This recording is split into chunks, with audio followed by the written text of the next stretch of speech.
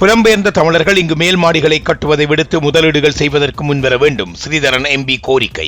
பச்சிலைப்பள்ளி பிரதேசத்தில் காணப்படுகின்ற காற்றாலை மின் உற்பத்தி மூலம் கிடைக்கும் நிதியில் குறித்த காற்றாலை மின் உற்பத்தி நிறுவனம் வடக்கு மாகாண விவசாய அமைச்சிற்கு வழங்கும் சமூக பொறுப்பு நிதி 19.9 மில்லியன் ரூபாய் செலவில் கிளிநொச்சி பச்சிலைப்பள்ளி பிரதேச சபையின் ஆளுகையின் கீழ் பிரதேச சபை வளாகத்தில் பாரம்பரிய உணவகத்திற்கான அடிக்கல் நாட்டும் நிகழ்வு நேற்று நடைபெற்றது.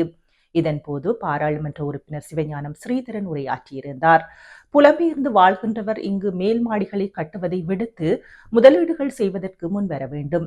தென்னிலங்கையிலிருந்து இங்கு இருக்கின்ற வளங்களை எவ்வாறு பயன்படுத்தி லாபம் அடையலாம் என யோசித்து இங்கு வந்து தொழில் நிறுவனங்களை அமைக்கின்றனர்.